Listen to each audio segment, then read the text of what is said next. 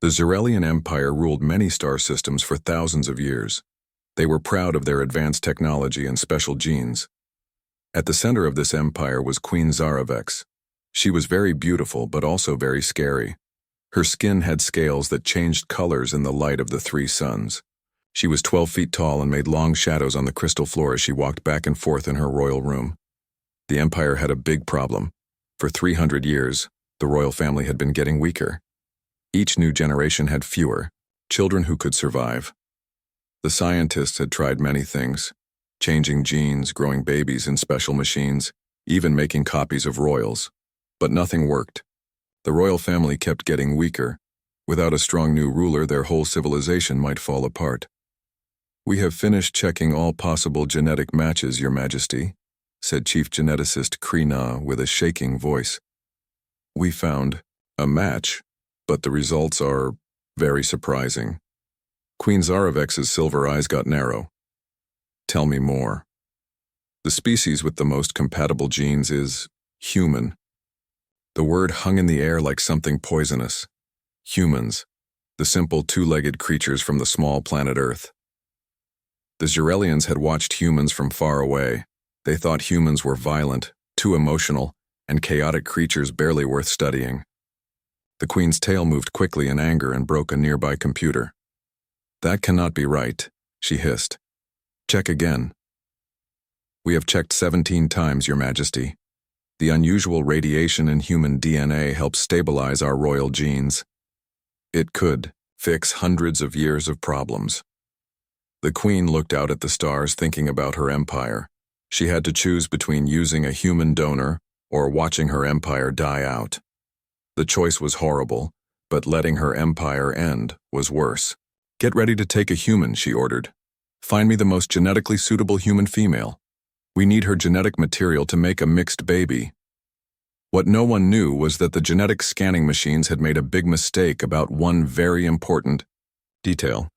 Lieutenant Kate Mason never thought she was special. She was average height with an average body, plain brown hair and small brown spots across her nose called freckles. What made her special was something no one could see, a rare change in her genes from her family living near special minerals in Montana for many generations. Kate was the newest science officer on the international research ship called Curiosity.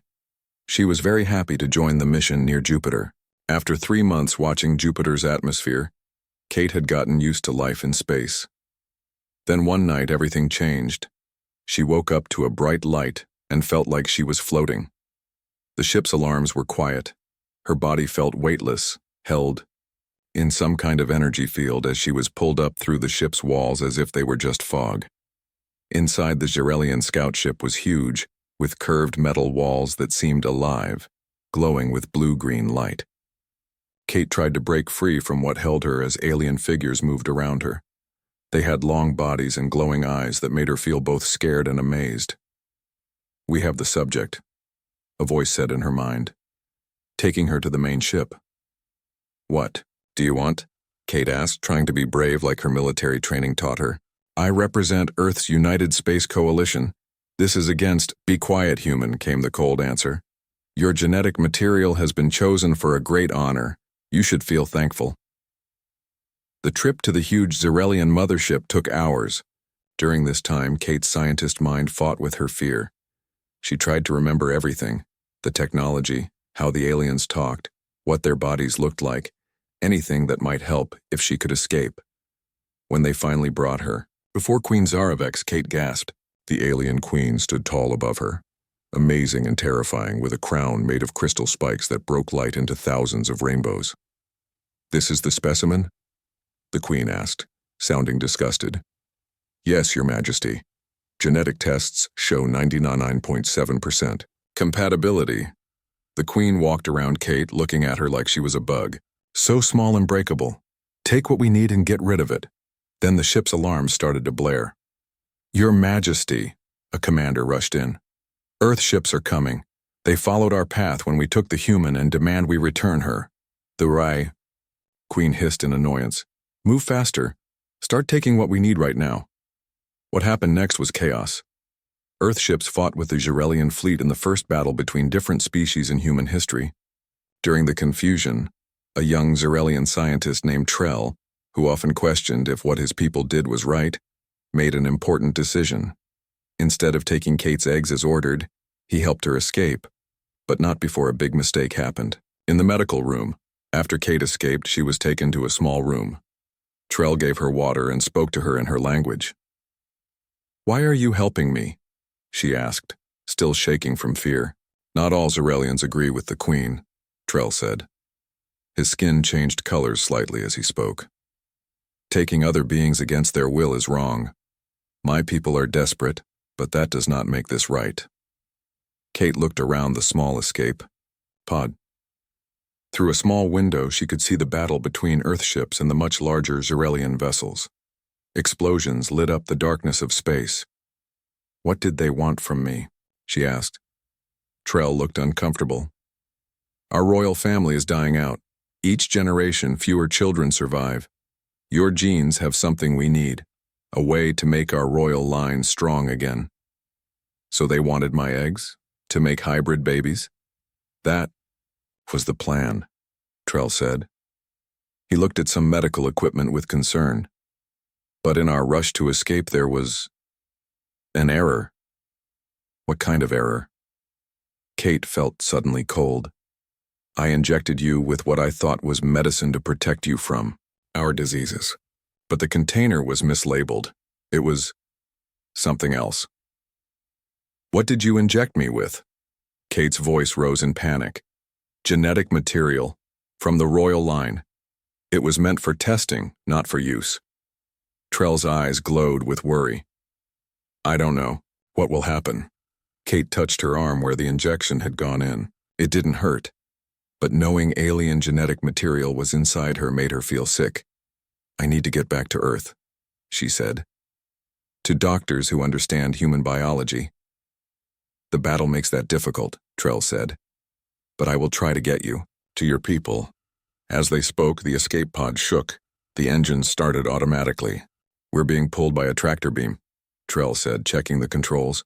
"An Earthship has locked onto us." For the first time since waking up to bright lights, Kate felt hope. She was going home. But as their small pod was pulled toward the Earthship, she didn't know that she carried something inside her that would change two civilizations forever. Kate spent 2 weeks in a special room at the Earth Space Command base. Doctors checked her every day. They took blood samples and scanned her body. Military officers asked her many questions about the aliens who took her. "Tell us again about their weapons," said General Patty Weber. She was a tall woman with short gray hair who never seemed to smile. "I didn't see much," Kate said. She was tired of the same questions. "Their technology doesn't look like weapons the way we think of them. It's more like they control energy directly." Dr. Olivia Winters came into the room with a tablet in her hand. She looked worried. "We need to talk about your test results," she said to Kate. She looked at General Weber. "Alone, please."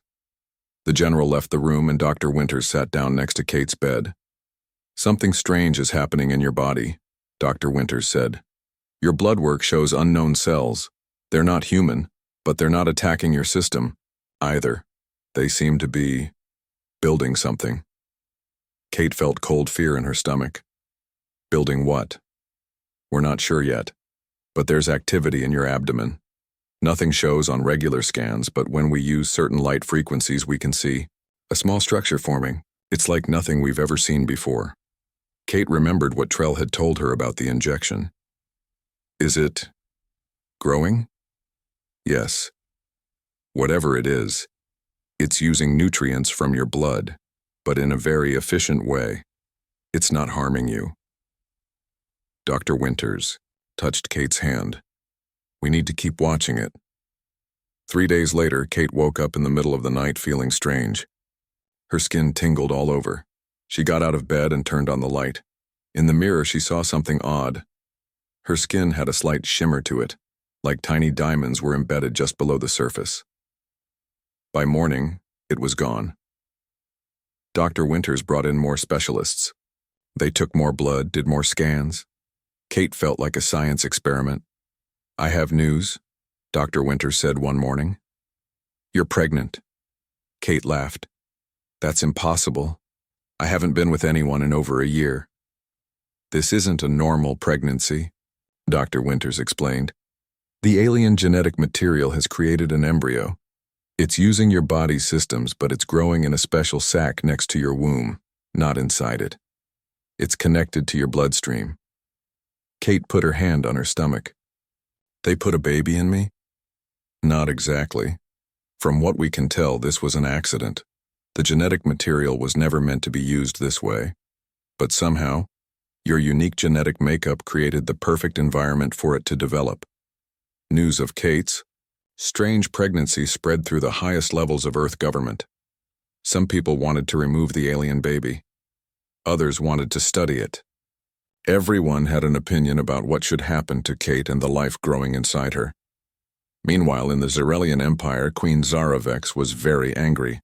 Her scientists had discovered their mistake. "How could you not know this?" she shouted. At Chief Geneticist Krina, the room shook with her rage. "You said we needed the human female's eggs. We misunderstood human reproduction," Krina said, trembling. "Our scans showed compatibility, but we didn't realize that human males provide the genetic material for fertilization. We took the wrong human. So the genetic material we lost in the escape pod, yes, Your Majesty, if it was injected into the human female as our reports suggest, she may be carrying a hybrid child, a royal heir." The Queen's anger was replaced by shock. "A human is carrying a royal child? My successor?" "The genetic scans from our probes near Earth show something more, Your Majesty." Krina brought up a holographic display. "The embryo has an unusual genetic pattern. It shows signs of being an ascendant." The Queen became very still. In Xerelian history, ascendants were rare and powerful. They were born once in 1,000 generations. They could do things other Xerelians could not: control energy, read minds, even see the future.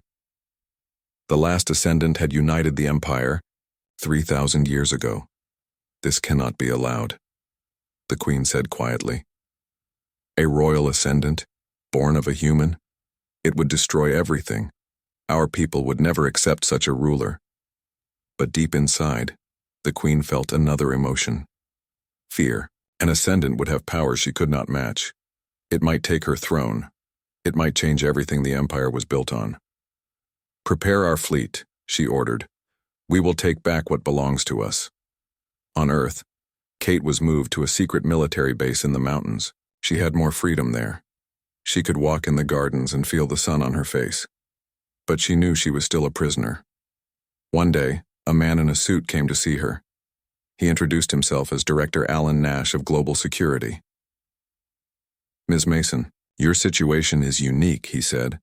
"You're carrying what might be the first human-alien hybrid in history. Some people see this as a threat. Others see it as an opportunity. And what do you see it as?" Kate asked. "A bargaining chip," he said honestly. "The Xerelians have technology we want. We have something they want." He looked at her stomach. Kate felt sick. "This is a life, not a thing to trade. It's alien." "Royalty," Director Nash said. "Think about what that means. This child could rule their empire someday. It could make peace between our worlds, or it could lead them to destroy us." Kate didn't know what to say. She had started to feel the baby moving inside her. It didn't feel alien or dangerous. It felt like a miracle. That night, Kate couldn't sleep. She stood by the window looking at the stars. Somewhere up there was the Xerelian Empire. Would they come for her? For her baby? A soft knock came at her door. Kate opened it to find Dr. Winters. "Pack a small bag," the doctor whispered. "Only what you can carry easily." "What's happening?" Kate asked. "Our long-range scanners have detected Xerelian ships entering our solar system," Dr. Winters said.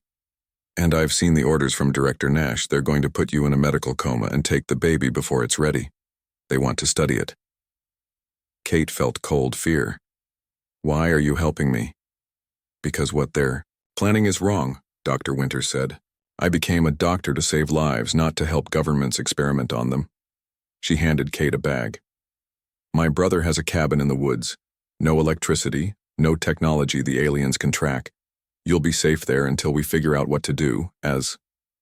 They slipped out of the building, alarms began to sound. Lights flashed in the sky above them. "They're here," Dr. Winters said. "The Xerelians found us faster than we expected." They ran to a small car. As Dr. Winters started it, a bright light appeared in the sky above them. It wasn't a Xerelian ship. It was something smaller, moving very fast. The light landed near them, and Kate gasped as she saw who stepped out. "Trell?" she said in disbelief. The Xerelian scientist looked at her with glowing eyes. "We don't have much time. The Queen's fleet is coming. They will take you and the child." He held out his hand. "I can take you somewhere safe." Kate looked at Dr. Winters, then at Trell. "Why should I trust you?" "Because I believe the child you carry is the future, not just for my people, but for both our worlds," Trell said. "The Queen fears this child. She will not let it live." Kate made her decision. She took Trell's hand and stepped into the small ship. As they rose into the sky, she saw larger ships entering the atmosphere. The Queen's fleet had arrived. "Where are we going?" she asked. "To a place where neither your people nor mine will find us," Trell said. "A place where your child can be, born in safety." The small ship shot forward faster than anything humans had built. Kate looked back at Earth, growing smaller behind them. She placed her hand on her stomach, feeling the gentle movement of the life inside her. "I'll keep you safe," she whispered. "I promise." Trell's small ship traveled for 2 weeks through space. Kate watched stars and planets pass by from a small window. Her body was changing faster than a normal pregnancy. Her skin sometimes shimmered with a faint glow. She felt stronger, not weaker, as the baby grew. "Where are we going exactly?" Kate asked Trell as they shared a meal of strange but tasty food. "A place called Haven," Trell explained. "It's a small moon in a system far from both Earth and the Xerelian Empire. Some of my people went there years ago. They didn't agree with the Queen's harsh rule. Will they accept me? A human?" Trell's skin changed color slightly, showing his emotions. "They will. Especially when they learn what child you carry." Kate touched her growing belly. "Tell me about ascendants. You mentioned that word before." Trell was quiet for a moment. "In our history, ascendants are rare beings who can do things other Xerelians cannot. They can sense things far away. They can move objects with their minds. Some could even see possible futures. And you think my baby is one of these ascendants? The genetic scans suggest it. Ascendants only appear when our species needs to change, to evolve. The last one came 3,000 years ago and united our scattered tribes into one empire." Kate looked out at the stars. "And what might this one do?" "Perhaps unite not just one species, but two," Trell said softly. After 3 weeks of travel, they arrived at Haven. It was a small moon covered in blue forests. Buildings were built into massive trees and mountains. About 200 Xerelians lived there, far from the Queen's control. The leader of Haven was an old Xerelian named Mira. Her scales had faded to a pale blue with age. She welcomed Kate with gentle hands. "So this is the human who carries our future," Mira said. "You are brave to come so far from your home." "I didn't have much choice," Kate said. "Both my people and yours wanted to take my baby." Mira nodded, sadly. "Power makes people do terrible things. That is why we left the Empire. Here, we live simply, in harmony with this moon and its creatures." Kate was given a comfortable room in a building made from a living tree. The walls seemed to breathe. Light came from glowing plants. It was strange but peaceful. As weeks passed, Kate learned more about Xerelian culture from Mira and the others. She taught them about Earth. They were curious about human music, art, and food. Kate missed Earth but found new friends on Haven. Trell visited her every day. He checked on the baby's growth and taught Kate the Xerelian language. Sometimes their hands touched, and Kate felt a strange connection to him. He was so different from humans, yet she found herself looking forward to his visits. One night, Kate woke to a strange feeling.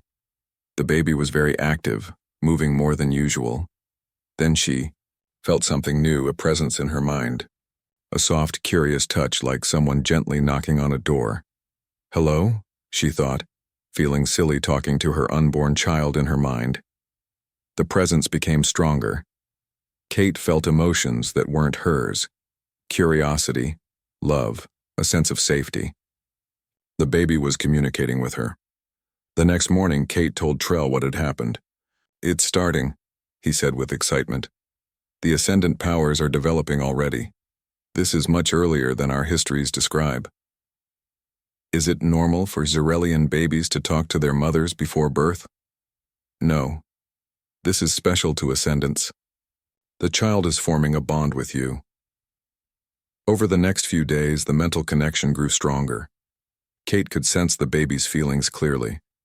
Sometimes she saw images, memories from her own life that the baby had somehow accessed, mixed with strange scenes she didn't recognize. Were they from Xerelian history or possible futures? One morning, Mira came to Kate's room looking worried. Our sensors have detected ships entering the system, she said. Many ships. The Queen? Kate asked, fear rising in her throat. Yes, and ships from Earth too. Both have found us. Kate went to the control room with Mira and Trell. On a large screen, they could see the ships approaching Haven. The Xerelian royal fleet was massive, with the Queen's personal ship in the center. Earth had sent 3 large military vessels. How? Did they find us? Kate asked. Trell looked at scanning equipment. The baby. As its powers grow, it's giving off energy our science can detect. And yours too, apparently. What do we do? Kate was 5 months pregnant now, her belly clearly showing the growing life inside. Mira looked at the other elders of Haven. We have no weapons. We cannot fight. We could run, someone suggested. They would follow, Trell said. The energy signature would lead them right to us. Kate felt the baby move. The presence in her mind was stronger now, almost like words. Not run, not hide. Show. Kate gasped. The baby. It's telling me something. Everyone turned to look at her. It says not to run or hide, Kate explained. It wants to show itself. The elders looked at each other in confusion. Trell moved closer to Kate. What does that mean? He asked. Before Kate could answer, she felt a warm energy spreading through her body. The baby was doing something. Her skin began to glow with a soft blue light. The same light appeared around her in a circle, growing larger. What's happening? She asked, not afraid but amazed. The Ascendant is manifesting its power, Mira said with awe in her voice. Already. Before birth. The light spread across the room, touching each person. Kate could feel everyone's minds connecting to hers and, through her, to the baby. Images flowed between them all. Memories, feelings, hopes, fears. It's creating a network, Trell said, his voice filled with wonder. Connecting us. The light spread further, out from the building, across the settlement. On the screen, they could see it extending into space, reaching toward the approaching ships. On the Queen's ship, Zaravex felt a strange presence enter her mind. Images filled her thoughts. Kate's life on Earth, her abduction, her escape, and now the child growing inside her. She felt the baby's curious mind touching hers, learning about her, understanding her. What is this? The Queen demanded, but her scientists had no answer. The light reached the Earth ships too. Captain Sam Wilson of the USS Discovery suddenly saw images of the Xerelian world, their dying royal line, their desperation to survive. He felt the unborn child's mind touching his, showing him both sides of the conflict.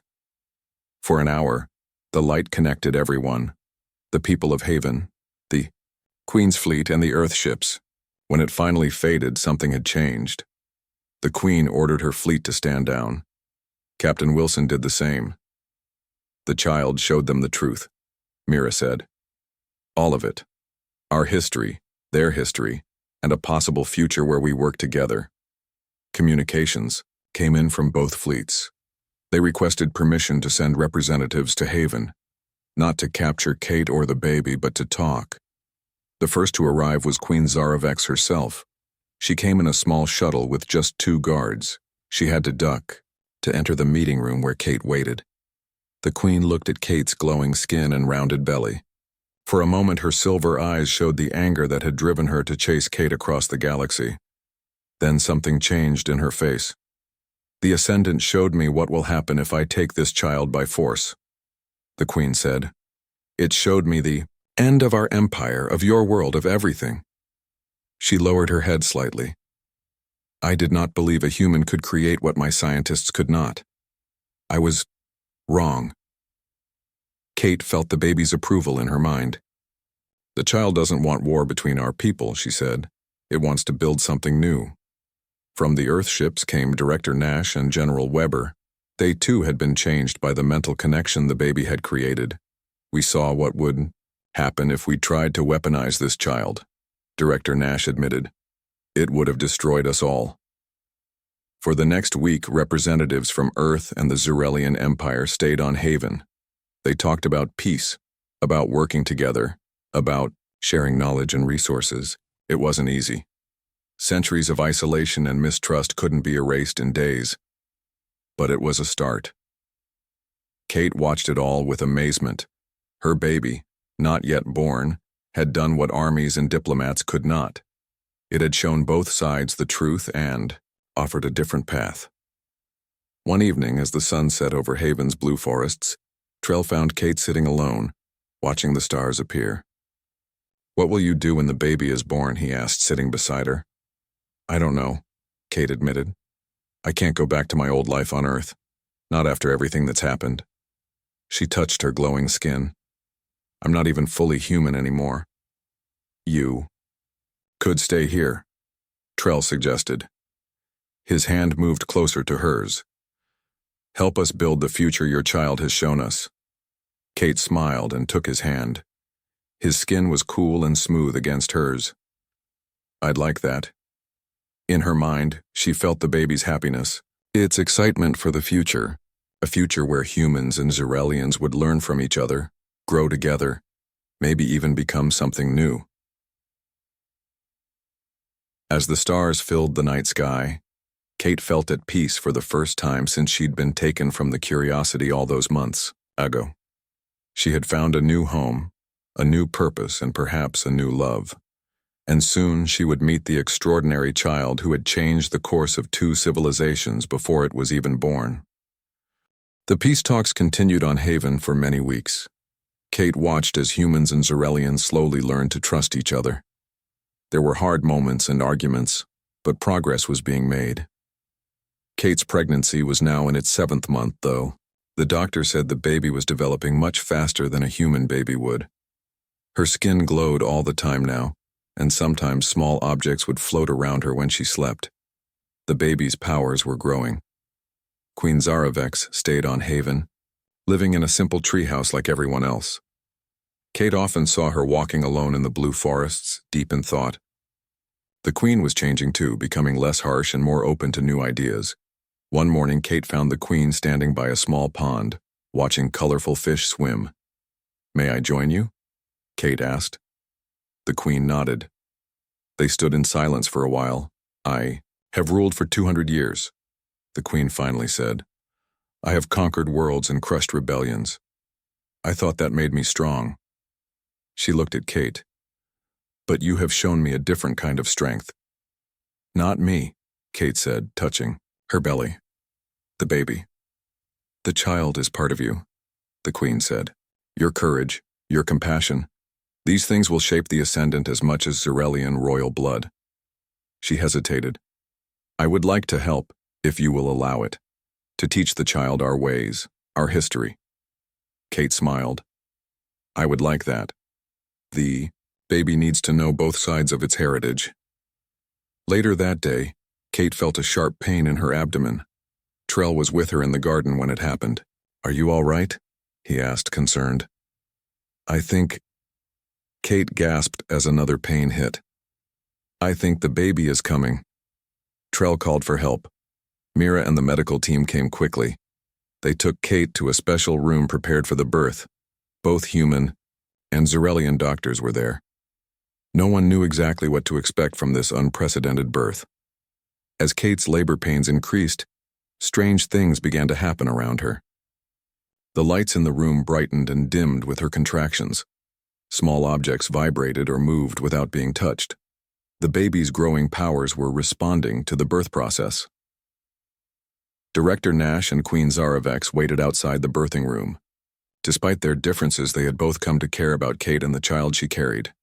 "If the baby is born healthy," Nash said, "it could change everything we know about both our species." "When," the Queen corrected, "when the child is born healthy." She looked at the human. "Your people are surprisingly resilient. I believe Kate will succeed where my best scientists failed." Inside the birthing room, Kate's labor intensified. The baby's presence in her mind was stronger than ever, sending her feelings of reassurance and determination. They were working together. "Something is happening," one of the Xerelian doctors said. "The energy readings are off the charts." A cocoon of blue-white light formed around Kate's body. Inside this cocoon, she felt peaceful despite the pain. She could see the baby in her mind, a perfect blend of human and Xerelian. The light grew brighter. Outside the birthing room, everyone felt a wave of energy pass through them. For a moment, they could all sense each other's thoughts and feelings. The baby was connecting them again, more strongly than before. After 26 hours of labor, the light suddenly pulsed and then faded. A baby's cry filled the room. Not quite a human cry, not quite Xerelian, but something new and beautiful. The doctors cleaned the baby and placed her in Kate's arms. She had soft skin that shifted colors with her emotions, currently a happy pink. Her eyes were large and silver like a Xerelian's, but she had 5 fingers on each hand like a human.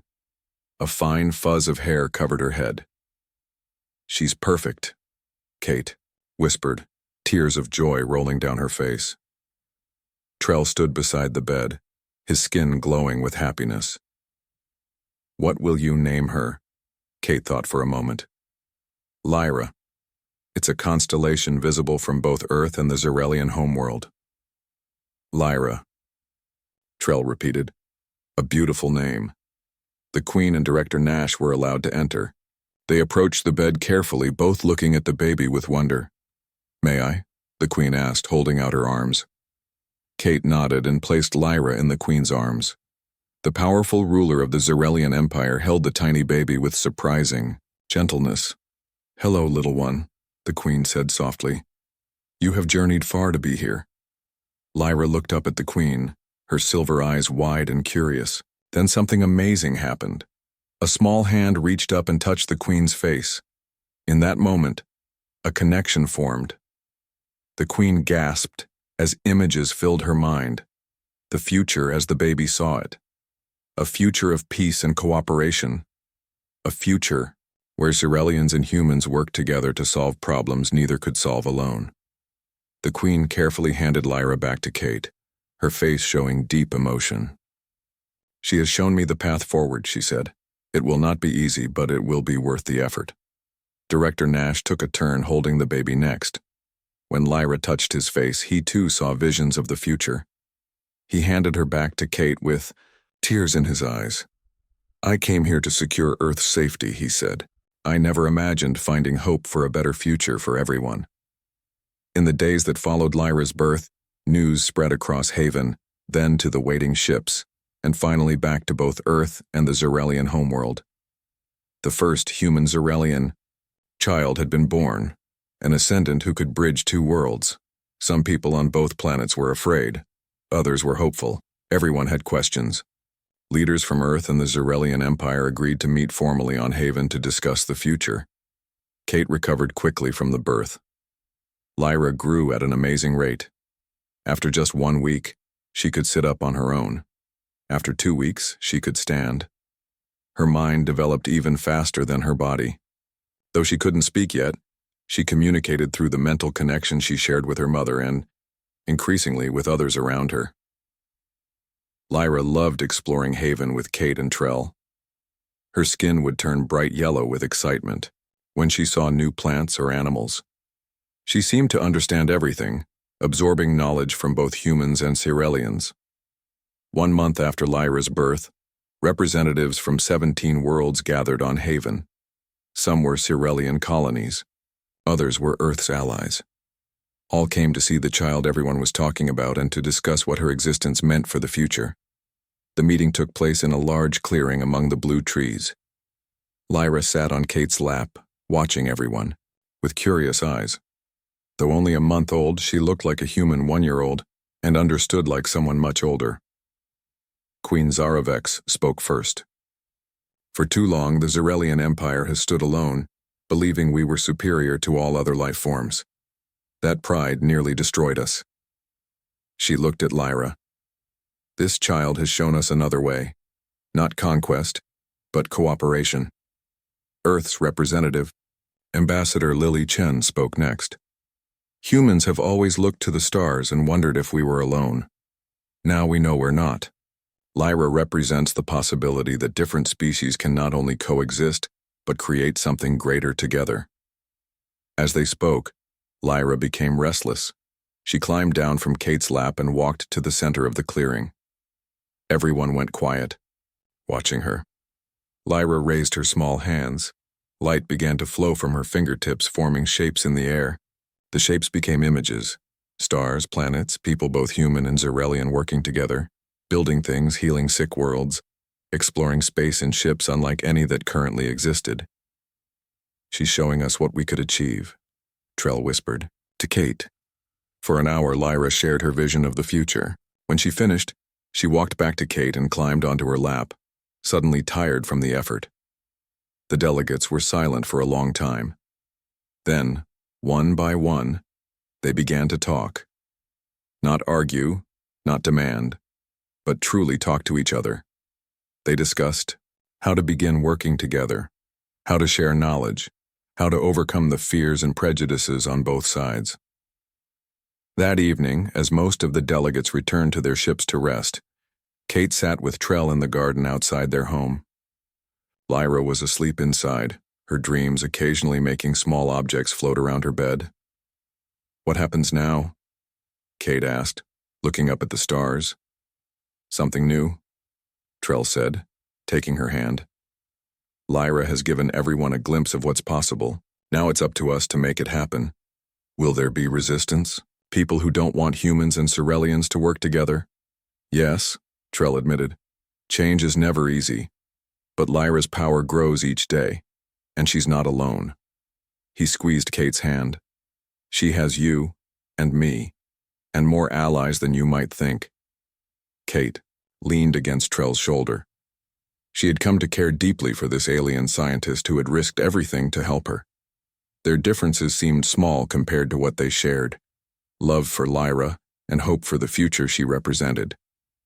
I never thought being abducted by aliens would lead to this, Kate said with a smile. Trell's skin turned a happy shade of blue. Sometimes the universe has plans we cannot imagine. Inside the house, little Lyra smiled in her sleep, dreaming of the future she would help create, a future where the boundaries between human and Zerelian would fade, where both civilizations would grow stronger together, reaching for the stars not as rivals, but as family. 1 year passed since Lyra's birth. Haven had changed from a small hidden colony to a busy meeting place for humans and Zerelians. New buildings rose among the blue trees. Ships came and went daily, bringing scientists, diplomats, and curious visitors. Lyra grew faster than any human or Zerelian child. At 1-year-old, she looked like a 5-year-old and spoke both languages perfectly. Her skin changed colors with her moods: blue when calm, yellow when excited, purple when thinking hard. She could move things with her mind and sometimes knew what would happen before it did. Kate and Trell had become a family with Lyra. They lived in a house that combined human and Zerelian styles. Kate still missed Earth sometimes, but Haven had become her home. One morning, Lyra came running into the kitchen where Kate was making breakfast. Mother, Father, today is the day, she said, her skin bright yellow with excitement. What day is that? Kate asked, smiling at her daughters. Energy, The day the treaty is signed, Lyra said. I saw it in my dreams. Kate looked at Trell with surprise. They knew leaders from both worlds had been working on a formal peace agreement, but no announcement had been made about signing it. An hour later, they received a message from Queen Zaravex and Earth's ambassador Chen. The final version of the Lyra Accords, named after the child who made them possible, was ready to be signed that afternoon. The signing ceremony took place in a new building at the center of Haven. It was shaped like a star, with 7 points representing the 7 major worlds involved in the treaty. Kate, Trell, and Lyra had special seats near the front. Queen Zaravex entered wearing simpler clothes than her usual royal outfit. Over the past year, she had changed her empire into something new. She no longer ruled alone, but shared power with a council of representatives from all Shirelian worlds. 1 year ago, I came to Haven as a queen, desperate to save her dying bloodline, she said to the gathered crowd. I was angry that a human had succeeded where my scientists had failed. I wanted to take by force what I thought belonged to me. She looked at Lyra, who watched her with silver eyes.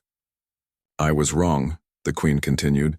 The child born here showed me a better path. Not taking but sharing. Not ruling but leading. Not separating our species but bringing them together. Ambassador Chen spoke next. Humans have long feared what we don't understand. When we discovered we weren't alone in the universe, that fear could have led us to terrible choices. Instead, thanks to Lyra, we found a way to turn fear into hope. One by one, representatives from different worlds signed the treaty. It covered everything from trade agreements to scientific cooperation, from cultural exchanges to shared defense. It wasn't perfect, no treaty ever is, but it was a beginning. Lyra watched it all with a serious face, her skin deep purple with concentration. Kate knew her daughter understood more than most adults in the room. Lyra's mind could see connections others missed. After the signing, there was a celebration. People from different worlds talked, ate, and danced together. Music from Earth mixed with Jirelian sounds to create something new and beautiful. Lyra slipped away from the party, going outside to a quiet garden. Kate followed her daughter, concerned. Is everything okay? She asked, sitting beside Lyra on a stone bench. Yes, Lyra said, her skin turning a thoughtful blue. I'm just thinking about what comes next. What do you mean? Lyra looked up at the stars appearing in the evening sky. The treaty is just the beginning, there's so much more to do. Kate put her arm around her daughter's shoulders. Sometimes she forgot how special Lyra was. She looked like a child but thought like someone much older. You don't have to solve everything today, Kate said. You're still young. You have time. Lyra leaned against her mother. I know, but I can see things others can't. Possibilities, dangers, opportunities. That's a big responsibility for someone so young. That's why I have you and Father, Lyra said with a smile. To help me. They sat together watching the stars come out. After a while, Trell found them and joined them on the bench. The Queen is looking for you both, he said. She has an announcement to make. They returned to the celebration. Queen Zaravex stood on a small stage waiting for everyone's attention. Today marks a new chapter for all our worlds, she said when the room was quiet. To honor this moment, I wish to share a decision I have made after much thought. She looked directly at Lyra. For 3,000 years, the Zirelian Empire has been ruled by one royal line. That time is ending. I will be the last queen to rule, alone. Murmurs spread through the crowd. No one had expected this. When Lyra reaches maturity, the queen continued, if she wishes, she will not become the next queen. Instead, she will be the first guardian of the Accord, a new role that will help guide both our peoples as we learn to work together. Lyra's skin turned bright gold, a color Kate had never seen before. The child stepped forward, looking at the queen with her silver eyes. I accept this future role, she said in a clear voice that carried throughout the room. Not for power, but for service to all our worlds. The crowd cheered. Kate felt tears in her eyes. Her daughter, born from such strange circumstances, had found her purpose. Later that night, after Lyra was asleep, Kate and Trell sat on the roof of their house looking at the stars. "Did you ever imagine this would happen when you helped me escape the Queen's ship?" Kate asked. Trell's skin turned a warm purple color that Kate had come to recognize as love. "Never. I only knew that taking you against your will was wrong. Everything that followed was beyond my imagination." "Lyra sees so much," Kate said. "Sometimes it worries me. She's still a child, but she carries the weight of 2 civilizations on her shoulders." "She's strong," Trell said. "Like her mother." Kate smiled and took his hand. Their fingers intertwined, 5 human fingers with 4 Xerelian ones. Different, but fitting together perfectly. "We've come so far in just 1 year," she said. "I wonder what the next year will bring." "More challenges, certainly," Trell said. "The treaty is signed, but old fears and prejudices don't disappear so quickly. There will be resistance, people who don't want change. But there will be good things too," Kate said. "New discoveries, new friendships, new possibilities." Inside the house, Lyra dreamed. In her dream, she saw ships traveling to distant stars. She saw children who were human, Xerelian, and mixed. Like her, playing together. She saw new cities built by both species, beautiful and efficient. She saw gardens where plants from both worlds grew side by side. She also saw shadows, dangers and challenges that would test the new peace. But in her dream, she wasn't alone in facing them. She had her parents. She had friends from many worlds. She had people who believed in the future she represented. The next morning, Lyra woke early and climbed onto the roof where her parents had fallen asleep under the stars. She sat between them, watching the sun rise over Haven's blue forests. "Good morning, Starlight," Kate said, waking to find her daughter there. "Did you sleep well?" "I had big dreams," Lyra said, her skin shifting through rainbow colors as she remembered them. "Good dreams?" Trell asked, sitting up. "Mostly good," Lyra said honestly. "Some parts were scary, but that's okay. The best stories have scary parts." Kate laughed. "When did you get so wise?" Lyra grinned, looking like the child she still was despite her special abilities. "I was born wise. Didn't you know?" They all laughed together as the new day began. Below them, Haven was waking up. Humans and Xerelians walked together on paths through the blue trees. Ships landed and took off, connecting their small moon to worlds across the galaxy. Queen Zaravex watched this scene from her own window. A year ago, she had been furious that a human had created what she could not, a healthy royal heir.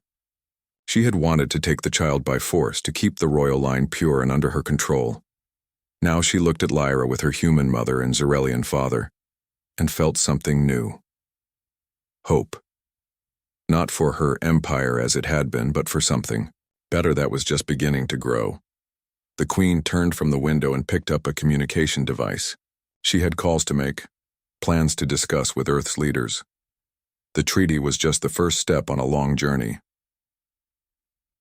Later that day, Lyra stood with her parents as the first joint human-Xerelian science vessel prepared to launch from Haven.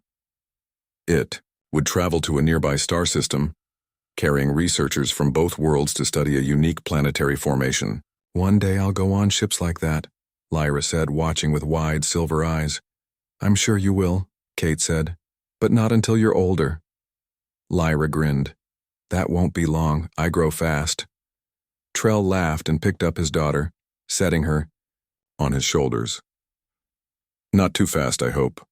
Your mother and I are enjoying watching you grow." As the ship lifted off, its engines glowing bright against the blue sky, Lyra raised her hand in farewell. Small sparks of light danced from her fingertips, a blessing for the journey ahead. Kate looked at her daughter, this miracle child who had changed the course of 2 civilizations. She remembered how angry and afraid she had been when she first learned she was carrying an alien baby. Now she couldn't imagine her life without Lyra. "What are you thinking?" Trell asked, seeing her thoughtful expression. "That sometimes the most unexpected beginnings lead to the most beautiful stories," Kate said. Lyra looked down at her mother from her perch on Trell's shoulders. Her skin turned a deep, content blue as she reached down to touch Kate's face.